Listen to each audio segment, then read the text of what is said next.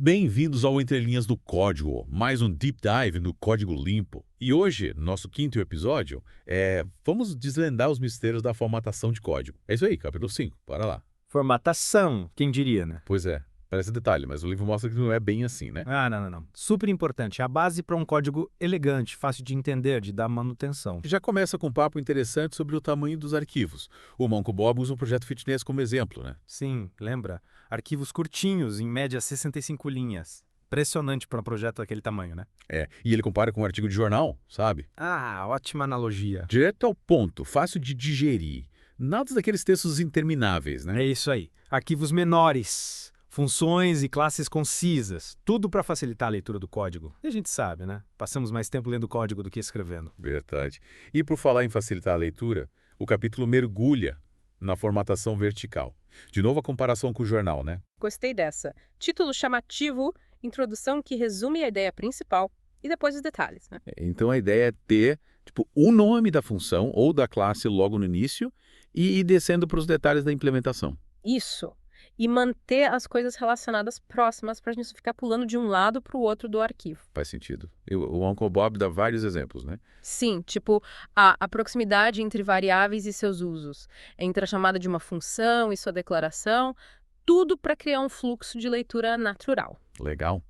E a formatação horizontal entra nessa dança também? Com certeza. O livro fala bastante sobre o limite ideal de caracteres por linha, né? Ah, essa é clássica. Sempre vai um debate sobre o tamanho da linha, né? O Uncle Bob sugere um limite de 120 caracteres como ponto de partida, baseado na experiência dele, né? Sei. Linhas muito longas viram um pesadelo para ler, a gente perde o fio da meada. Total. E espaços em branco, o que você acha? Espaço em branco. São essenciais. Dão ritmo ao código, separam blocos, logicamente, deixam tudo mais respirável. Tipo, a diferença entre ler um bloco gigante de texto e um texto com parágrafos bem definidos. Exatamente. E falando em organização visual, a indentação é outro ponto crucial, né? Ah, sim, é a indentação. É tipo a espinha dorsal do código, né? Sem ela, vira uma bagunça. Verdade. Mostra a estrutura do código, hierarquia dos blocos, dos escopos, fica muito mais fácil de entender, né? É como tentar ler um livro sem capítulos ou parágrafos, impossível. E quando o assunto é evitar linhas longas e confusas, as quebras de linha entram em cena. Opa, verdade, as quebras de linha. Quebra de linha é essencial, né? Imagina uma função com um monte de parâmetros ou uma expressão booleana gigante. Sem quebra de linha fica impossível. Nossa, nem me fale. Sabe o que eu pensei? Um código bem formatado diminui a necessidade de comentários, né? Boa sacada! Se a gente organiza tudo direitinho, o código se torna autoexplicativo. Exatamente. O livro fala bastante disso, né? Que comentários devem ser usados com moderação. Só quando o código não se explica sozinho. É como se a formatação falasse por si só. É uma boa forma de pensar. Mas, claro, em alguns casos os comentários são inevitáveis, né? Para explicar a lógica por trás de um algoritmo complexo, por exemplo. Concordo. É preciso encontrar um equilíbrio. A formatação é a primeira linha de defesa para um código claro, mas às vezes um comentário bem colocado faz toda a diferença. Com certeza. E acho que com essa ênfase na clareza do código, já exploramos bem a formatação, né? Mas antes de partirmos para o próximo capítulo. Peraí, ainda temos algumas nuances para desvendar sobre a formatação. Tipo o quê?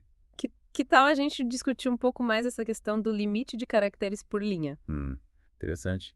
O Uncle Bob sugere 120 como ponto de partida, mas será que existe um número mágico que funcione para todos os casos? Boa pergunta. E a história de usar espaços em branco para separar blocos de código logicamente relacionados.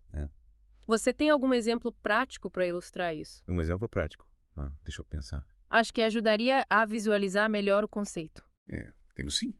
Teve um projeto que eu trabalhei que a formatação era completamente inconsistente. Era um labirinto. Indentação bagunçada, linhas gigantescas, quase num espaço em branco. Nossa, que caos! Que dá dor de cabeça. Tivemos que fazer uma faxina no código.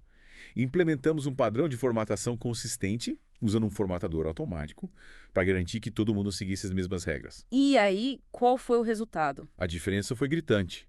O código ficou muito mais legível, fácil de entender, de modificar. Que bom. E o melhor, a quantidade de bugs diminuiu consideravelmente. Olha só, a formatação salvando o dia.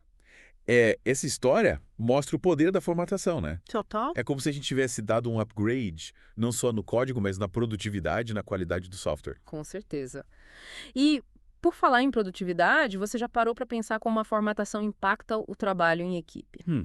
Nunca tinha pensado por esse lado. Um código bem formatado facilita a comunicação entre os membros da equipe. Todo mundo consegue ler e entender o código com mais facilidade, né? Faz sentido. Isso agiliza o processo de desenvolvimento, reduz a chance de erros, aumenta a produtividade. É como se a formatação fosse a linguagem universal da equipe de desenvolvimento. Exatamente. Essa linguagem universal, além de facilitar a comunicação, também contribui para criar uma cultura de código limpo e bem escrito. Gostei dessa. Então a formatação não é só uma questão estética, mas um fator crucial para a colaboração, para a qualidade do código e para o sucesso do projeto. Perfeito. E com essa reflexão sobre o impacto da formatação na cultura da equipe, acho que podemos finalmente encerrar nossa análise sobre esse tema. Acho que sim.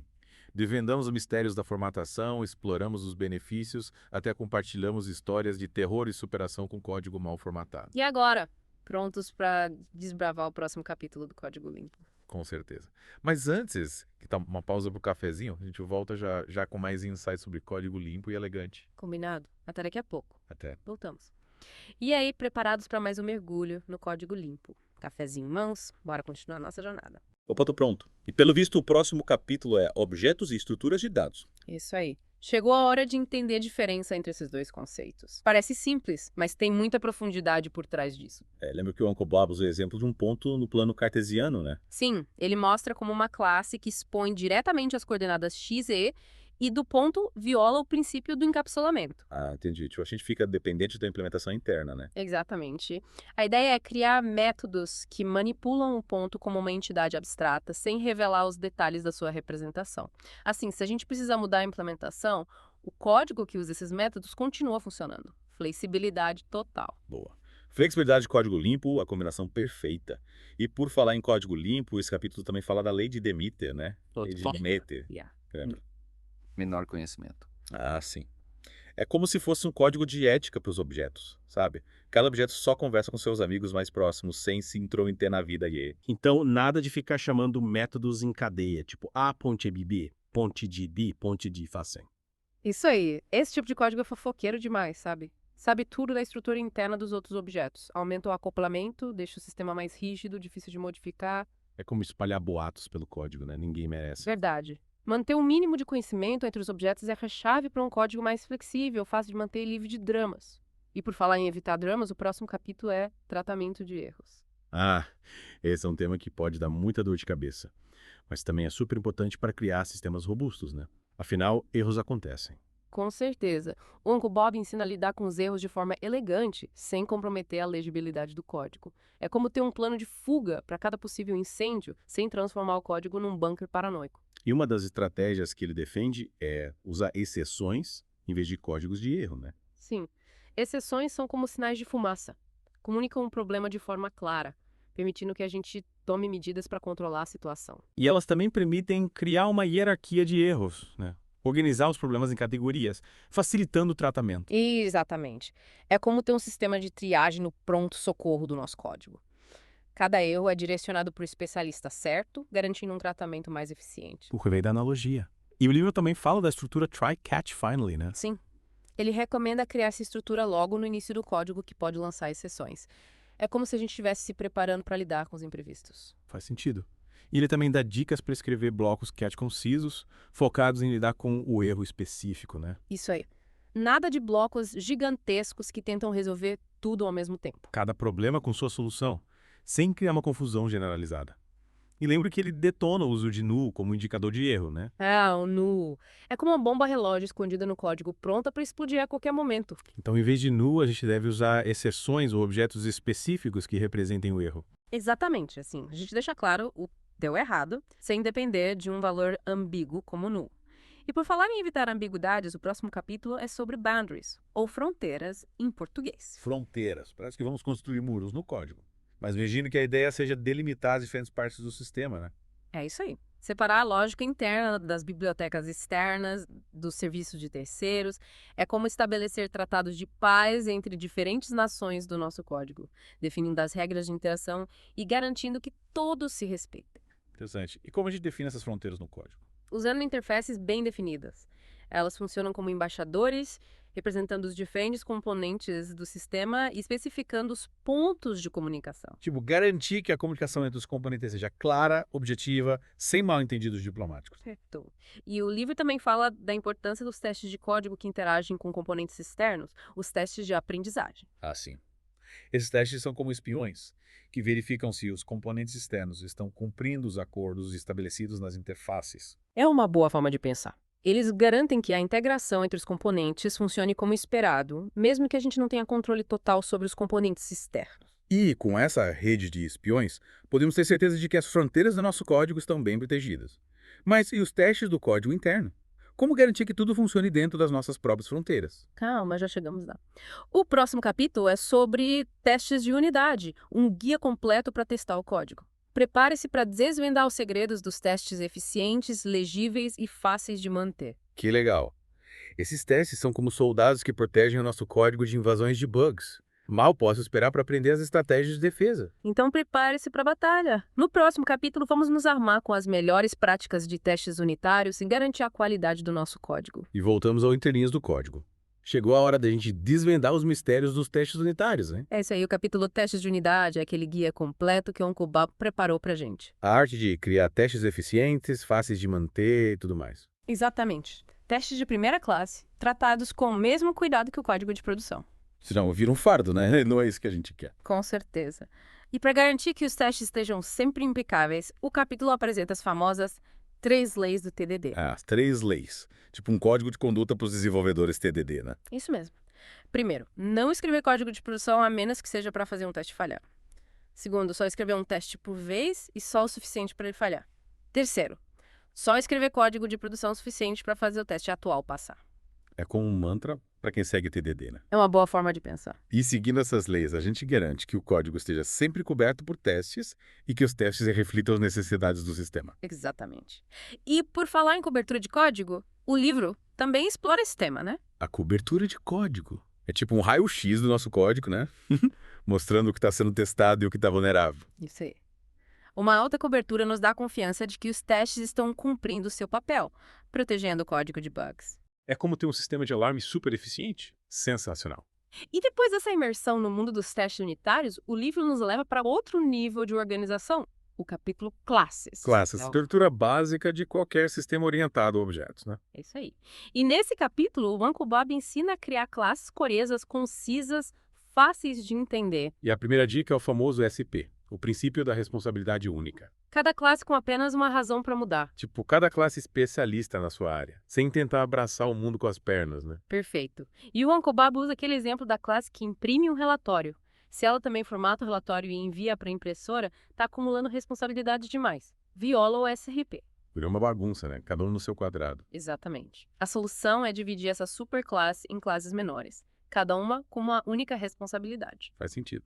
E além do SSP, o capítulo também fala da organização do código dentro da classe, né? A ordem dos elementos, o tamanho dos métodos. Sim.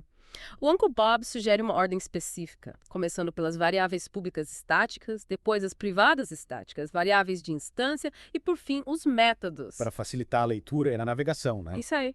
E os métodos curtinhos e concisos, cada um contando uma parte específica da história da classe. Pequenos, mas poderosos. E falando em poder, chegamos ao capítulo Sistemas, ampliando a visão para o sistema como um todo. Nossa, agora o papo ficou sério. Mas sem perder a leveza, claro. Nesse capítulo, o Uncle Bob defende a ideia do Emergent Design.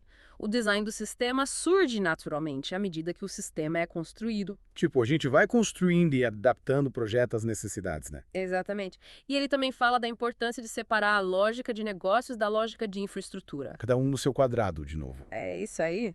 E para conectar essas partes, isso sugere o uso de frameworks de inversão de controle e injeção de dependências. E o Weabited aí, os famosos. São como as rodovias que interligam as diferentes partes do sistema, garantindo um fluxo eficiente de informações.